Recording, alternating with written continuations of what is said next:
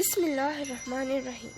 السلام علیکم پیارے بچوں، آج میں آپ لوگوں کے ساتھ ایک اور کہانی شیئر کروں گی جس کا نام ہے مت بول بڑا بول۔ اس کہانی کو تحریر رینا محمود قریشی نے کیا ہے۔ تو چلیے یہ کہانی شروع کرتے ہیں۔ ایک گاؤں میں بہت امیر کبیر راجہ رہا کرتا تھا۔ دنیا کی ہر نایاب چیز اس کے محل میں موجود تھی۔ اس کی 7 بیٹیاں تھیں۔ راجہ کی 7 بیٹیاں خوبصورتی میں اپنی مثال آپ تھیں۔ راجہ کو اپنی بیٹیوں سے بے حد محبت تھی۔ وہ ان کی ہر فرمائش پوری کرتا اور ہر کام اپنی بیٹیوں کی مرضی کے مطابق ہی کرتا۔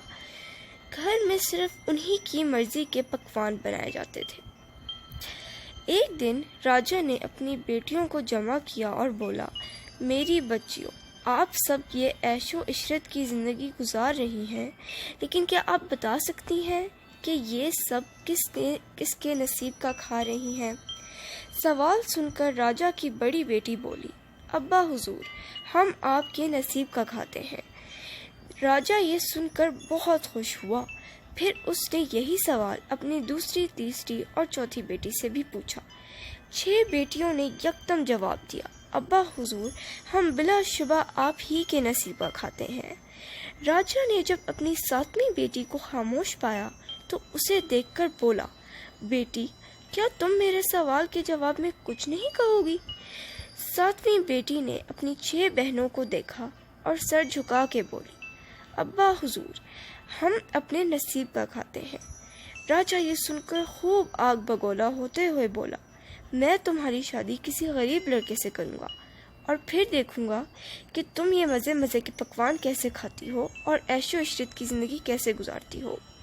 راجہ نے مشیر خاص کو حکم دیا، جاؤ اور سڑک پر جو بھی تمہیں غریب اور لاچار انسان نظر آئے اس کو دربار میں لے آؤ۔ راجہ نے اس لڑکے کا جائزہ لیا۔ وہ لڑکا ایک پیر سے معذور تھا اور اس کے کپڑے بھی بہت خستہ حال تھے۔ راجہ اس کو دیکھ کر مسکرایا اور اپنی بیٹیوں کو بلوا کر بولا، یہ ہماری سب سے چھوٹی بیٹی کا ہونے والا شوہر ہے، ان دونوں کی کل شادی ہے۔ اس کے بعد راجہ اپنی چھوٹی بیٹی کی طرف دیکھ کر بولا، آپ کو یہ رشتہ منظور ہے؟ جواب میں راجہ کی چھوٹی بیٹی بولی، جی ابا حضور، ہمیں یہ رشتہ قبول ہے۔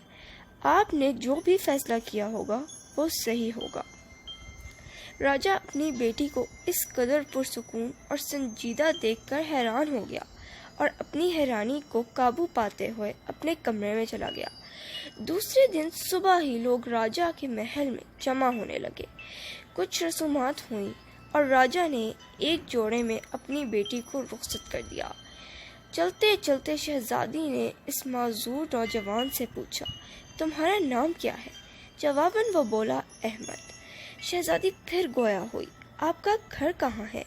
اتنے میں احمد ایک جھونپڑے کے پاس رکتے ہوئے بولا، شہزادی صاحبہ، یہ میرا گھر ہے۔ شہزادی جھونپڑی کا بغور جائزہ لینے لگی۔ 2 چارپائی جتنی جھونپڑی میں ایک کونے میں چھوٹا باورچی خانہ تھا۔ احمد وہاں بیٹھ کر چائے بنانے لگا۔ شہزادی بہت تھک گئی تھی، اس لیے وہ آرام کرنے کے لیے لیٹ گئی، لیکن اسے سکون نہیں مل رہا تھا کیونکہ زمین کہیں سے اونچی اور کہیں سے نیچی تھی۔ شہزادی ہڑبڑا کر اٹھ بیٹھی اور احمد سے کدال لا کر زمین کھودنے لگی۔ شہزادی نے جیسے ہی کدال زمین پر ماری، اس کو کسی لوہے کی چیز ٹکرانے کی آواز آئی۔ آواز سن کر احمد بھی شہزادی کی طرف دیکھنے لگا۔ شہزادی نے مذکورہ جگہ پر زمین مزید گہرائی میں کھودنا شروع کی تو وہاں ایک پلیٹ سی نظر آئی۔ احمد شہزادی کے پاس آیا اور بولا، شہزادی، آپ یہاں سے ہٹ جائیں، معلوم نہیں یہ کیا بلا ہے۔ شہزادی نے احمد کو دیکھا اور نیچے بیٹھ کر ہاتھ سے مٹی ہٹانے لگی۔ آدھے گھنٹے کی کوشش کے بعد ایک سونے سے بھری ہوئی دیگ برآمد ہوئی۔ احمد کی تو آنکھیں پھٹی کی پھٹی رہ گئیں۔ اتنے سارے زیورات احمد کے منہ سے بے اختیار نکلا۔ شہزادی نے احمد کو نصیحت کی کہ وہ اس بارے میں کسی کو نہ بتائے۔ شہزادی آہستہ آہستہ زیورات نکالتی اور انہیں فروخت کر دیتی۔ اس طرح دیکھتے ہی دیکھتے شہزادی پھر سے امیر کبیر ہو گئی۔ راجہ کو پتہ چلا کہ اس گاؤں میں اس سے بھی زیادہ امیر ایک رانی آئی ہے، تو اس نے مشیر خاص کو کہا کہ جاؤ معلوم کر کے آؤ کون ہے جو مجھ سے بھی زیادہ دولت مند ہے۔ وزیر کچھ دیر بعد واپس آیا تو بولا، بادشاہ سلامت، وہ اور کوئی نہیں بلکہ آپ کی سب سے چھوٹی بیٹی ہے۔ راجہ کو اپنے کانوں پر یقین نہ آیا تو خود تصدیق کرنے کے لیے نکل کھڑا ہوا۔ راجہ اپنی چھوٹی شہزادی کے محل پہنچا تو اس کی شان و شوکت دیکھ کر حیران رہ گیا۔ شہزادی پہلے سے کہیں اچھی اور خوشحال زندگی گزار رہی تھی۔ تب راجہ شہزادی سے مخاطب ہوتے ہوئے بولا، بیٹی یہ سب کیا ہے؟ شہزادی نے جواب دیا، ابا حضور یہ ہمارے نصیب ہے۔ راجہ بہت شرمندہ ہوا اور ندامت کے آنسو اس کے آنکھوں سے چھلک پڑے۔ اس نے توبہ کی کہ آئندہ کبھی بڑا بول نہیں بولے گا۔